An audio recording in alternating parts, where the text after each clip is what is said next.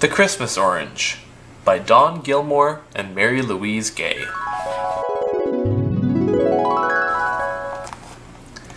Anton Stingley's birthday was December 25th, Christmas Day. When he was very young, he thought the whole town was celebrating his birthday. Naturally, he thought he was pretty special. When he found out everyone was really celebrating Christmas, he didn't feel special at all. So his parents bought him extra presents each year. Presents for his birthday, and presents for Christmas. Anton had a round head and more toys than anyone.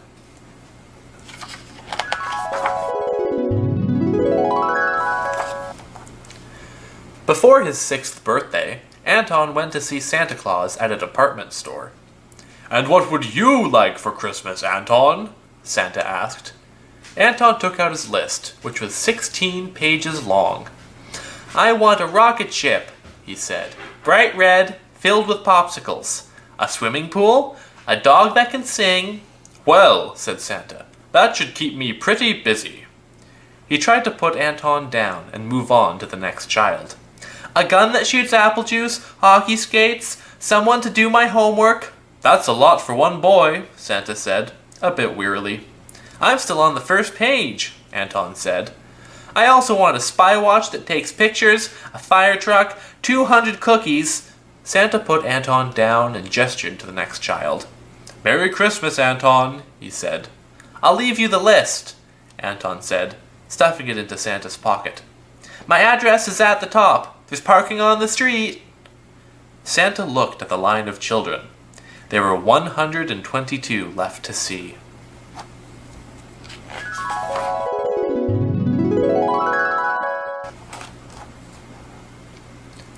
On Christmas Eve, Anton dreamed of all his presents.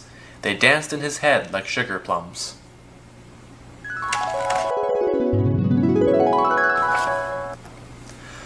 But when he woke up and went downstairs, there was just one small present from Santa under the tree. Anton opened it. Inside the box was an orange.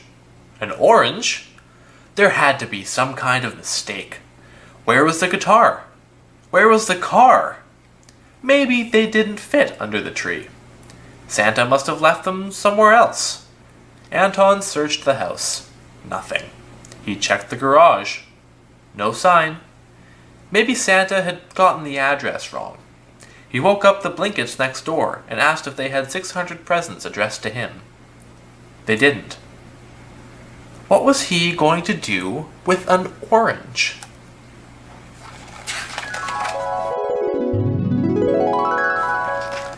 There was only one thing to do. Anton would sue Santa Claus. It was Santa's job to deliver presents. Anyway, they'd had a deal. Sort of. And Santa hadn't kept his end of the bargain. He would take Santa to court. Anton went to see a lawyer named Wiley Studpuzzle. In Wiley's dark office, there were books everywhere. A half-eaten peanut butter sandwich lay on the floor. Wiley Studpuzzle was the meanest lawyer in town. He ate peas with a knife. He never slept. He had a pet spider named Pumpkin. "What do you want?" Studpuzzle asked, in a voice that sounded like a steel door closing slowly. "I want to sue Santa Claus," Anton answered. "I see. And, who is this Santa Claus?" Anton gasped. "You don't know who Santa is? Everyone knows Santa Claus." "I work late most nights." Studpuzzle stared at Anton with eyes the color of mud. "You know, Christmas," Anton said. "Presents, carols, ho ho ho."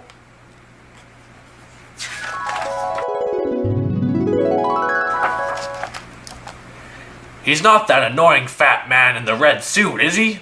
Studpuzzle asked. "The one ringing that ridiculous bell in front of stores?" Yes, that's him. He brings presents to children all over the world." "And what did he bring you?"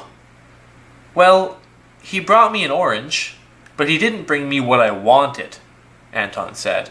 "I wrote it down. 16 pages. "You have this in writing?"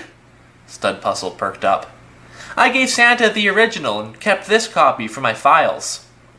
Anton handed the list to Wiley, who skimmed it amid small clucking sounds with his tongue. He didn't give you the magic carpet? No. Or a bicycle that turns into an airplane? No. Or a chocolate mountain, 12 kittens, a fishing boat? None of it. Well, said Wiley Studpuzzle, with a smile that grew like a weed in the sunlight, this sounds to me like a broken promise. We'll see Mr. Claus in court. You mean you'll take my case? Anton asked. Ho, ho, ho, Wiley answered.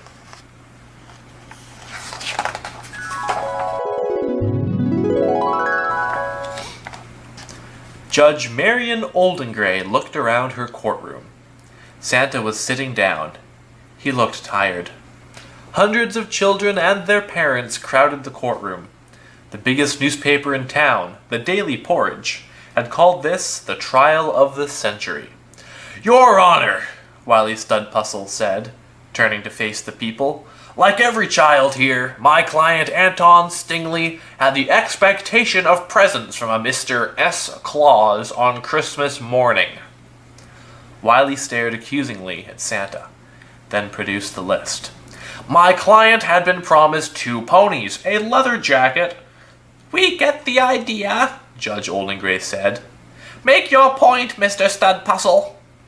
My point, Your Honor, is that my client did not receive any of these things. Mr. Claus failed to deliver. We are suing for breach of promise, and we are asking for $11 million. The people in the court gasped. Santa looked at all the familiar faces. He recognized Bobby Frankfurter. He had brought him a pet monkey. And Mrs. Doofus, who had gotten a green dress. And there was Ned Flathead, who had that mean dog that barked at him every year. One of the reporters was wearing the cowboy hat Santa had given him. Wiley adjusted his suspenders and said, I would like to call Mr. Santa Claus to the stand. The crowd fell silent. Santa walked past Anton. His blue suit smelled of mothballs. He sat heavily in the witness box.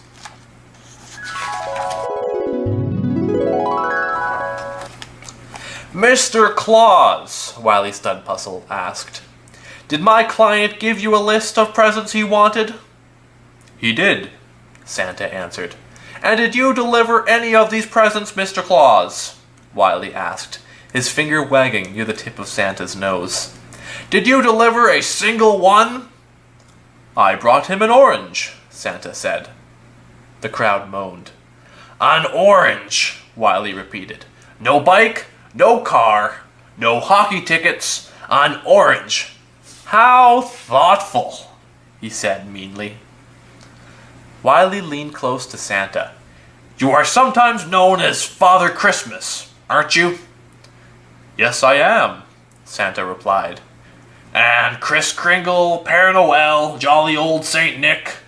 Yes, all those names. I would suggest to you, Wiley said, that you are neither jolly nor a saint, and your name isn't even Nick. Wiley turned to the judge. Would someone who is innocent need so many names? I think not. The crowd went wild. Judge Oldengray banged her hammer. Court is adjourned for lunch, she bellowed. When Santa left the courtroom, reporters pressed around him. Television cameras whirred.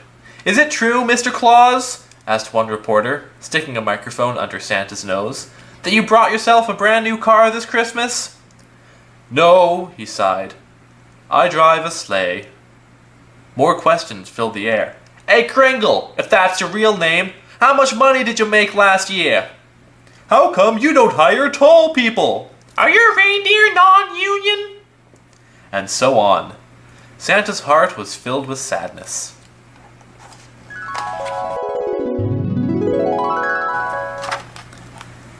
After lunch, it was Santa's turn to ask questions. He called Wiley Studpuzzle to the stand. Wiley approached the stand like winter closing in on a northern town. Mr. Studpuzzle, Santa began, Did you always want to be a lawyer? Always, Wiley answered. There was never a moment when you wanted to become, say, a zookeeper? Who wants to be a zookeeper? Wiley sneered. I remember a little boy who wanted to be one, Santa said.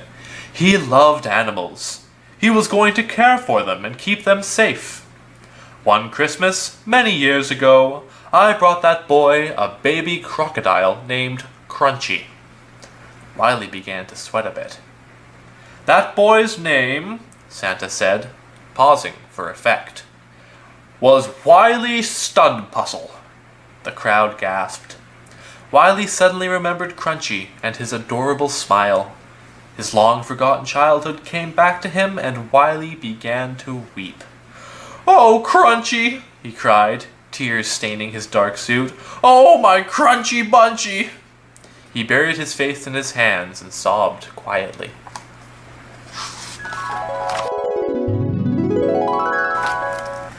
Santa turned to face the people in the court. You're unhappy that I didn't bring Anton Stingley what he wanted for Christmas. You're unhappy that I don't always bring what you want. Well, he said, it isn't my job to bring you what you want. The crowd was shocked. There were cries of protest. My job, Santa continued, is to bring you what you need. He looked down at Anton. How many toys do you own, Anton? I don't know, Anton said meekly. 20? In fact, Anton, you own 1,141 toys. 900 of them have been played with exactly once. 112 you haven't even touched. You don't need 600 new toys. Toys that would sit unplayed with, toys that could make other children happy. What you needed was something precious and small. You needed one perfect, mysterious orange. The people in the court looked at Anton. For hundreds of years I've been doing this job, Santa said.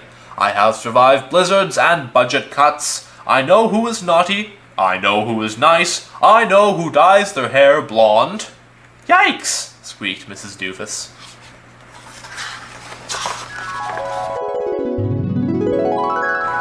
I've had reindeer problems, I've worked nights, I've never taken a holiday. I'm tired. Santa looked tired. His eyes were heavy, his hair was white. And now you're unhappy, he said, looking at the people. Well, I'm unhappy too. I quit. A silence descended on the room.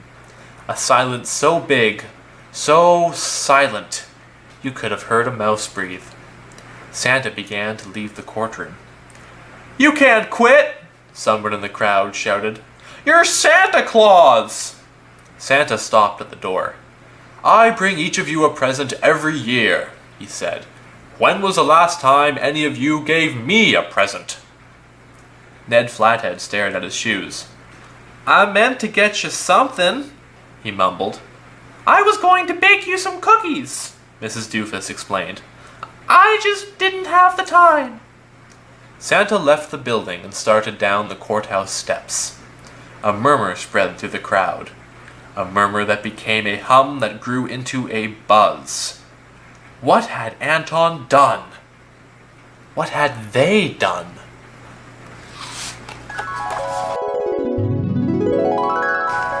Out on the street, Santa raised his hand to hail a taxi. Anton knew he had to do something. He raced down the aisle and hurtled through the door.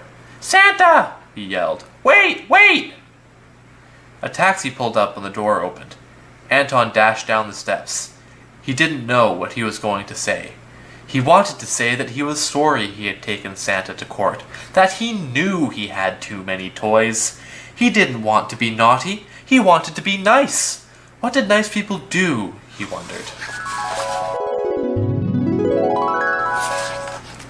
They did nice things. Anton wanted to give Santa a present. A perfect and wonderful present. In his pocket he felt something mysterious. He took it out and looked at it. It was as round as Anton's head. and as perfect as the sun. It was the Christmas orange. He held it out to the tired old man who was getting into the taxi. "It's for you," Anton said. "Merry Christmas, Santa." "Where you going, buddy?" the cab driver asked. Santa took the orange and smiled. "I'm going to the North Pole," he told the driver. "I'm going back to work."